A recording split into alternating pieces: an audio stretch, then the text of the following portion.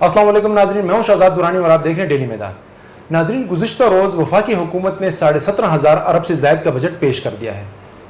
حکمران جماعت اسے عوام دوست بجٹ قرار دے رہی ہے، جبکہ اپوزیشن جماعتیں، معاشی ماہرین اور تاجر برادری اسے الفاظ کا ہیر پھیر کہہ رہے ہیں۔ تاجروں کا یہ کہنا ہے کہ اس بجٹ میں وفاقی حکومت عوام اور ٹریڈرز کو ریلیف فراہم کرنے میں ناکام رہی ہے۔ وفاقی بجٹ کے حوالے سے بات کرنے کے لیے میرے ساتھ موجود ہیں سینئر صحافی اظہر علی صاحب۔ ان سے بات کرتے ہیں کہ جو وفاقی حکومت نے بجٹ پیش کیا ہے اس پہ کیوں اعتراضات اٹھائے جا رہے ہیں اور حکمران جماعت کیوں اس کو عوام دوست بجٹ کہہ رہی ہے۔ جی اظہر بھائی، کل وفاقی حکومت نے جو بجٹ پیش کیا ہے اس میں جو ٹیکسز ہیں اس میں بھی اضافہ کیا گیا ہے، جو بجٹ کا ایک خاص حصہ ہے 46.7%، یہ سود کی ادائیگی میں جائے گا، یعنی نصف بجٹ جو ہے آپ کا وہ سود کی ادائیگی میں جائے گا۔ باقی رہ کے نصف بجٹ جو ہے اس میں عوام کو کیا ریلیف ملے گا اور جو اس پہ تحفظات کا اظہار کیا جا رہا ہے اس کا کیا پس منظر ہے؟ شکریہ شہزاد بھائی، جیسے کہ آپ نے اپنے انٹرو میں بتا دیا کہ یہ جو بجٹ کا جو تقریباً نصف سے کچھ کم ہے کہ جو کہ وہ سود کی ادائیگی میں جاتا ہے۔ اگر آپ بجٹ کا مجموعی حجم دیکھیں تو 17,500 ارب کا بجٹ ہے، اس میں تقریباً 8,000 ارب جو سود کی ادائیگی میں، کچھ بیرونی قرضے ہیں، اندرونی قرضے ہیں، ان کی سود کی ادائیگی میں وہ جائے گی۔ 2,000 ارب تقریباً وہ دفاع پہ ہم خرچ کر، دفاع کو بھی نظر انداز نہیں کر سکتے۔ اب باقی جو بچتا ہے وہ پھر آپ کے سامنے ہے۔ اب اس میں اور ایک اور جو ہے کہ آئی ایم ایف کا ایک وہ ہمارے سر پہ ایک ہاتھ ہے، اگر ہم آئی ایم ایف کی بات نہ مانیں، ان کی شرائط حکومت وہ کر انکاری ہو جائے تو ظاہر ہے ادھر سے مسائل پیدا ہوتے ہیں۔ تو لے دے کہ حکومت کے پاس کوئی ایسا وہ نہیں اسپیس نہیں بچتا کہ وہ کچھ عوام کے فلاح میں وہ کوئی کچھ کرے۔ یہ ٹھیک ہے وہ کاغذوں میں زبانیہ تقاریر کی حد تک وزیر خزانہ صاحب نے کہا کہ یہ عوام دوست بجٹ ہے، لیکن اس کو ہم ان کے دعووں پر اور اس پہ ہم نہیں جا سکتے۔ جو حقیقی جو صورتحال جو نظر آتی ہے اس بجٹ کو لے کے وہ یہی ہے کہ ظاہر مشکلات ہیں، ابھی بھی ہیں، اور آنے والے مہینوں میں، آنے والے ہفتوں میں بھی مزید قوم کو مشکلات کا سامنا کرنا پڑے گا۔ دیکھیں، ایک جو آپ نے کہا ہے کہ تقریباً ہمارے بجٹ کی آدھی رقم وہ تو سود کی ادائیگیوں میں چلی جائے گی، جو قرضے ہیں اس پہ۔ بالکل۔ اور اس سودی نظام سے نکلنے کے لیے کوئی منصوبہ بندی کیا بجٹ میں انہوں نے کوئی ظاہر کی ہے، کچھ اس قسم کو اظہار کیا ہے؟ دیکھیں، یہ بہت مشکل سوال ہے۔ اس پر دیکھیں حکومت پاکستان یا کوئی بھی معاشی ماہر اس حوالے سے ان کے پاس کوئی فارمولہ نہیں ہے۔ ہماری جو مجموعی جو اقتصادی جو صورتحال ملک کی اتنی خراب ہے کہ قرض کے بغیر تو اس حکومت کا نظام نہیں چلا سکتے ہیں۔ قرض پہ قرض لیتے ہیں، نیا قرض لیتے ہیں، پرانے قرض کی ادائیگی کرتے ہیں، اور ساتھ ساتھ ان کے سود کی جو رقم ہے آپ اندازہ لگائیں کہ 8,000 ارب 2025-26 میں سود کی مد میں دینا پڑ رہا ہے۔ تو اس صورتحال میں پھر کوئی کچھ بھی نہیں کر سکتا۔ آنے والے چند سال بہت ہی مشکل ہیں پاکستان کے لیے معاشی طور پر۔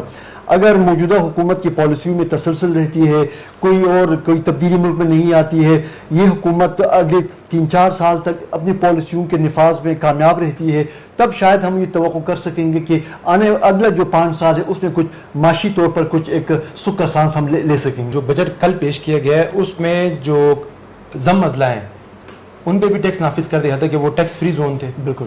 اب جب ٹیکس وہاں پہ عائد ہوگا تو وہاں پہ کیا صورتحال ہوگی پھر؟ اچھا، صرف ضم اضلاع کی بات نہیں ہے، جو کہ ایکس جو پاٹا تھا، جو پروونشلی ایڈمنسٹریٹڈ ایریاز ہوتے تھے، یا وہ ایکس فاٹا جو تھا، ان سب کو اس بار حکومت نے ٹیکس نیٹ میں لانے کا اعلان کیا ہے۔ اب مثال کے طور پر جیسے یہ مالکن ڈویژن، یہ پاٹا کے اضلاع یہ شامل ہیں، جیسے چترال سے لے کر دیر، پھر یہ شانگلہ، بنیر، سوار، یہ سارے۔ اور یہاں پہ اگر آپ کو بھی معلوم ہے کہ درگے کے قریب جو انڈسٹریل اسٹیٹ تھا، وہ ملک کے دیگر حصوں سے سرمایہ دار ادھر جا کے ان لوگوں نے اس سہولت کا فائدہ اٹھاتے ان لوگوں نے کارخانے قائم کیے تھے، کیونکہ وہاں پہ ٹیکس کا نفاذ نہیں تھا ان کا، وہ ٹیکس سے بچے ہوئے تھے۔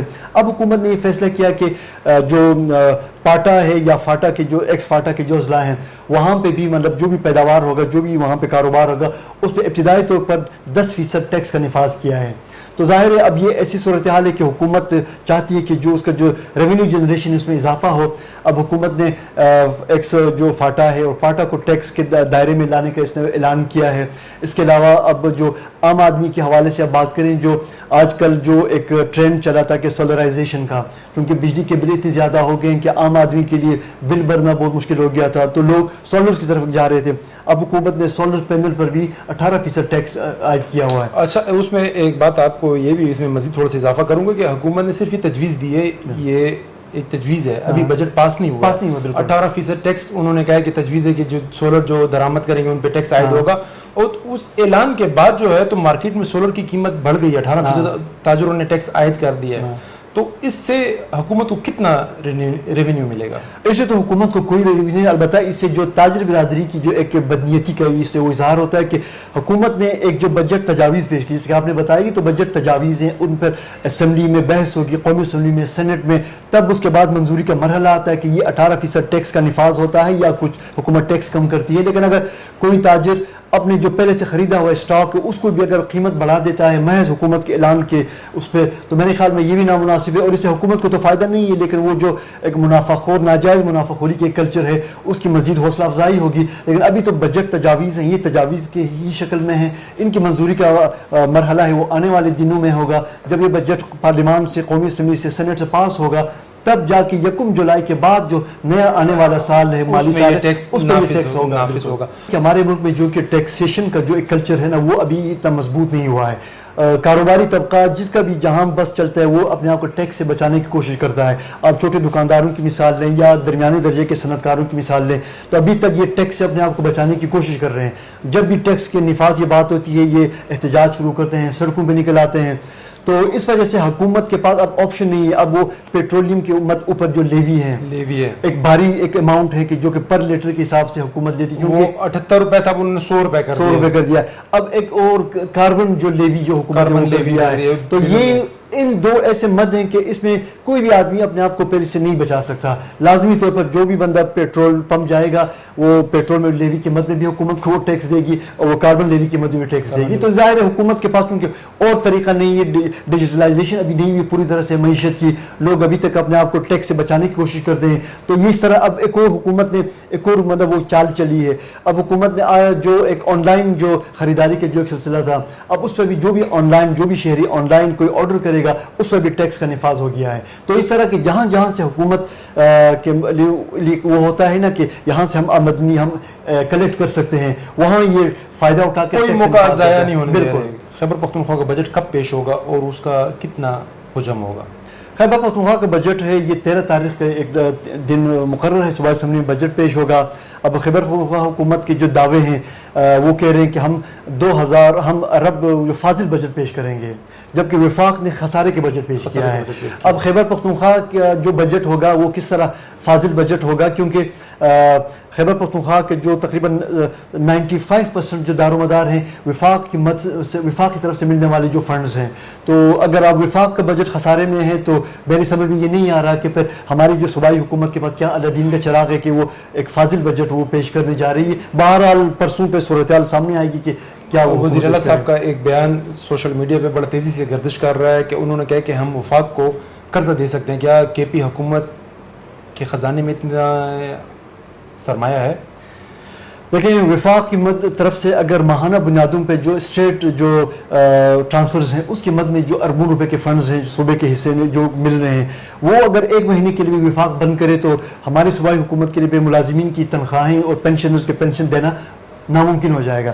تو ایسی صورتحال میں اگر ہمارے چیف منسٹر صاحب یہ دعویٰ کرتے ہیں کہ ہم وفاق ہم سے قرضہ مانگے تو خوشی کی بات ہے. اگر ہم اس پوزیشن میں کہ ہم وفاق کو ہم قرضہ دے سکتے ہیں تو دینا چاہیے. پھر وفاق کو ملک ہے ہمارا ملک ہے. خیبر پختونخوا حکومت کا جو بجٹ ہے وہ پرسوں پیش کیا جائے گا. اب دیکھیں گے کہ خیبر پختونخوا حکومت کیا بجٹ پیش کرتی ہے, اس میں عوام کو کتنا ریلیف ملتا ہے. تب تک کے لیے ہمیں اجازت دیجیے, اپنا خیال رکھیے گا. اللہ حافظ.